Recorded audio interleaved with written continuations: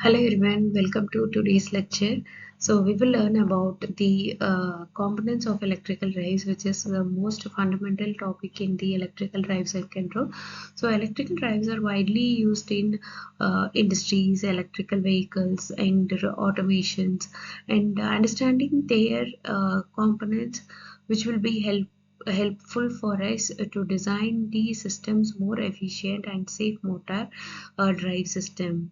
And what is this electrical drive is about? As we discussed in the previous video, electrical drive is a system that controls the motion of an electric motor, and it consists of various important components such as power modulator, a motor, a control unit, and a feedback system. And all these components work together to deliver the required speed, torque, and direction. And here we can see about the main components of an electric drives. There is the power supply, which supplies the energy, and the power modulator, which is used to shape it. The end we have the motor, which converts the electrical energy into mechanical energy. Then we have the controller, which makes the intelligent decisions, and we might have the sensors, which will provide the feedback for accurate control. And next we are going to see about the mind map of this presentation. So this mind map shows how all the components are interconnected, and it helps us to visualize the complete drive systems as a single unit rather than an isolated parts. So this system level understanding is very important for the real world application. Now the challenges without the drivers. So let us understand why drivers are needed.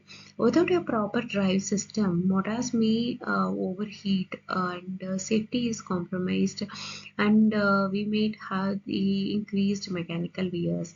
So electrical drives solve all these real problems more effectively. And this is the block diagram representation, which will use the heart of the electric drive system. The power flows from the source to the motor through the power modulator, while the control and feedback ensures the accuracy, safety, as well as the efficiency. Next is the block diagram explanation, that is here the power supply, which supplies the energy, and the converter, which controls the voltages and the frequencies, and the motor, which drives the load, and the controller processes the commands. And we also have the sensors, which will provide the real-time feedbacks. Next is the power source and power modulators. So the power source we are provided here is electrical energy in the form of AC as well as DC. So examples included here is the utility grid, batteries in the EVs, and solar power system. So the choice of the source, which is completely depends on the applications what we are going to use. Next is the power modulator. So in this power modulator, which is a power electronic converter, it safely controls the voltage, current, as well as the frequency which is supplied to the motor. Example, it will includes the rectifier, chopper, inverter, AC voltage controllers. Next is the electric motor. The motor plays the major role here. That is, it converts the electrical power into the mechanical power. So the DC motor offers these simple operations, and the induction motors are rugged and widely used, as well as the synchronous motors are there, which will provide the high efficiency. And as we all know, the BLDC or PMSM motors are preferred for EV as well as the robotics. Next is the control unit. This is the brain of the drive system. So it compares the reference value with the feedback, and it calculates if there is any error, and generates the control signals.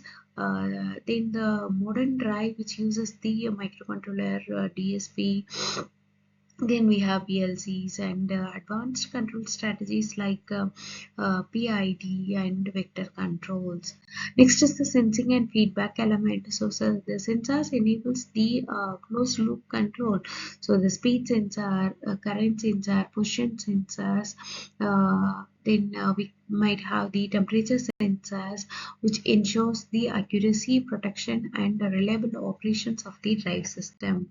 Next is the mechanical load. So the mechanical load is the final output device driven by the motor, and the examples for this mechanical load, we might have cranes, elevators, electric vehicles, fans, conveyors.